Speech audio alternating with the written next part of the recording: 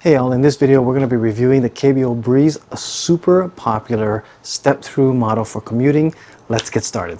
Unboxing and putting together the KBO Breeze was really quite easy. I only had to pull it out of the box, take off all the wrapping and protection of the styrofoam pieces. Then I just put the handlebars onto the neck and assembled that together. Next I got the front tire. I pumped it up and put some flat out tire sealant in to assure that I don't get any flats. I do that with all my bikes because my area has a lot of thorns. The KBO Breeze does come with puncture resistant tires, but just an added insurance, I always put flat out tire sealant. I bit it to the front and the back and I was pretty much ready to go. Then I had my friend John borrow the bike for about a week and a half while I was traveling during that week, and here's his commentary of what he thought of the KBO Breeze. I really like this KBO bike. I was a little concerned at first because it's just 500 watts for the motor. But I found that it does have a lot of power. I think one of the things, it's a much lighter frame, which helps. Now, I'm a big guy. I'm 6'2" and I weigh over 200 pounds. But I think for a smaller person, this would be an absolutely ideal bike.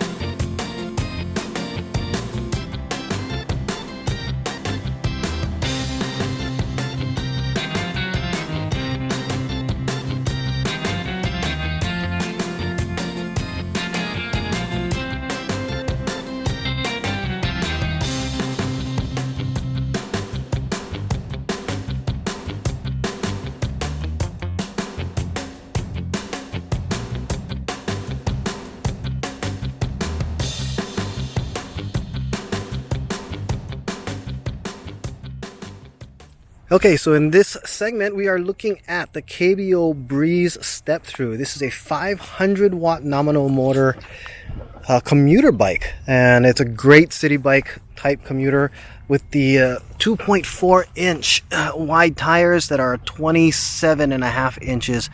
And these are actually really good road tires. I wouldn't say they're really great for maybe going off-road, but you could probably do some like light off-road riding on it. But of course they're very smooth so that you get a lot of grip on streets, and it's great for asphalt. Starting with the front of the bike here, we have our 180mm mechanical disc brakes. These work actually really good. I don't know the brand names per se of it, but you know, we also have our quick release there. And as we go a little further up on the front here, this bike does come with the fenders, really nice bright headlight that you see here, and also 80mm of travel on this front suspension that we have here that actually has lockout, as you can see here on this side here. And we also have our preload, so it actually does have a lot of flexibility as far as the comfort of your ride. Now, as we're taking a look at the dashboard going across here, you'll notice that it's a basic monochrome style display here.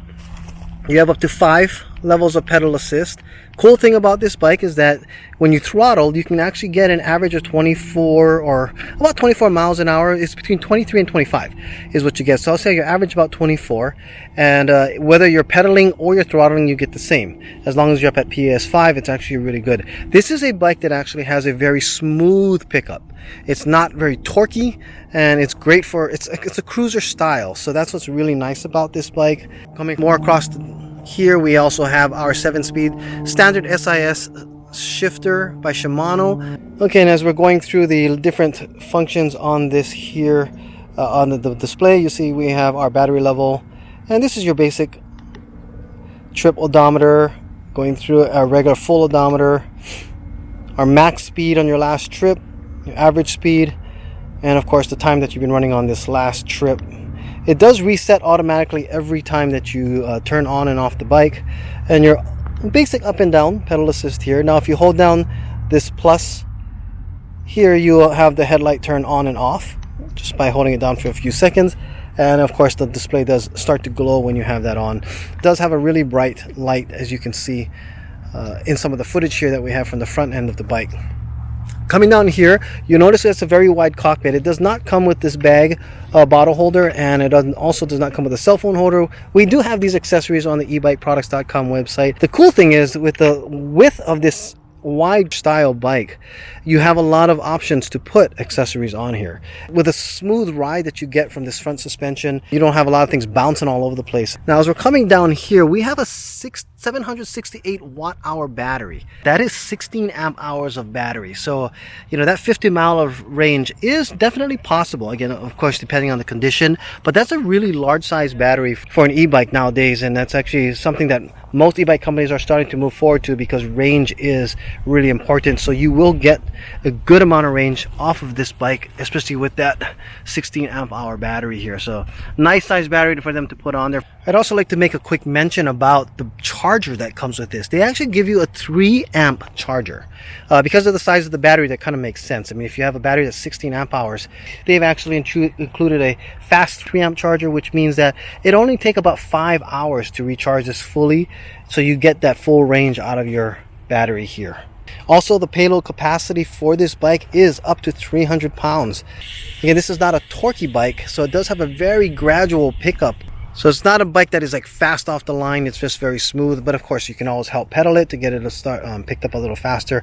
But it does have a top speed enough that keeps decently up with some traffic. For the price point that you get this bike for, at right now $14.99 is the retail price, but there is a $200 coupon at the time of this filming that you can actually get this bike for $12.99, and that is a great deal. With a 500 watt motor, this bike actually comes with an 18 amp controller. So 18 amps with your 48 volt combined, that'll be your output that you're getting to this 500 watt motor. Again, up to 750 watt peak power. The frame design with the cable management going inside of the frame there, that's actually just really nice, and how they actually have this working into the frame there, and of course nicely tightly wound up here as well. We also have a twist throttle. It's a half twist throttle, really basic.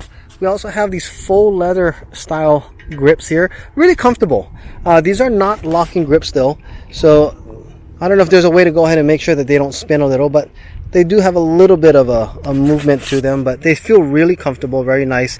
Not a big deal that they actually move as much. These are full grip handles for your brake, and that also is very comfortable. And the way that mechanical disc brakes, whatever brand they're using here, is really nice and soft. As mechanical brakes go, very, very good brakes. We do also have a port here lower so that you can charge your battery while the battery is on the bike. Now, just keep in mind, because of the position of this, you may have to be careful of where your pedals are at, but most people don't move their bike around once they actually start to plug in for charging here.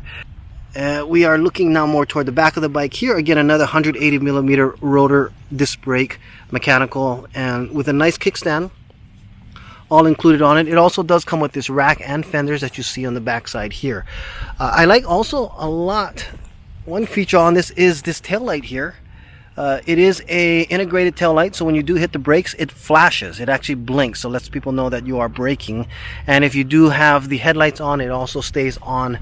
It turns on to stay on as well. So that's a really cool feature, good safety feature that's part of this bike here. The back here we have a 7-speed gearing by Shimano, and this is an Altus shifter, so this is not the basic bottom of the line. This is actually one step above. Very smooth shifting that you get out of this bike. Move forward toward the chain ring. You notice we have a single-sided chain ring, and this is aluminum on this side here, so it's not a plastic chain ring. It's very nicely made. Of course, this step-through, one of the big benefits of it is that it is a step-through, so you have a longer type frame. This actually is rated, I believe, for people that are as maybe potentially short as 5'1" to 5'3". The reach, the good thing about this handlebar curve is that you can actually bring the handlebars closer to you by, you know, just adjusting it so that if the reach is too far, that can be adjusted as well. And this battery can be removed just by sticking in the key here. And if you watch and you unlock it, it kind of pops out, and you can just pull it out there. And of course, at 16 amp hours, it is a pretty heavy battery that you see here. It's a 48 volt.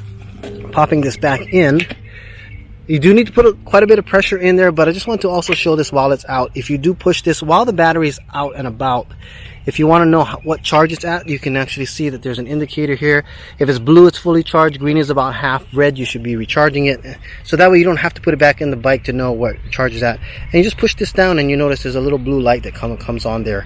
So we do have a pretty good charge on it. And I need to put 2 hands on it to push it in here. That's one thing about this bike here, is you want to make sure that when you're pushing it in, you get a good click on it. And otherwise, it will run even if it's like sticking a little bit out. So you want to push it in really tight and hear that click where there's no play. Let me go ahead and turn the camera off for a second while I push it in. And as you can see here, once you have it pushed in, it's fully seated and it won't move around, so you know that it's in there. This bike does not need the key for you to go ahead and be turning it on and running it. So just that's another thing to keep in mind. You don't have to have a key with you. The key is basically just to go ahead and remove the battery. We also have a standard straight post here with a really nice soft seat. And it's a wide saddle, perfectly made for a bike like this with a cruiser style. It's not a really highly torquey bike. It is actually more like a city commuter where you can easily get a nice pickup to 24, 23 miles an hour, cruise along there. The nice big tires at 27.5 inches give you a nice smooth ride to go over a lot of bumps. With 80 millimeters of travel on your shocks here and preload, that actually helps give you a lot more comfortable. You can also lock that out here if you want to. So you have that ability too. That's actually a really nice feature. And this is, again, the KBO Breeze. It's the step-through model. They do have actually a step-over model as well.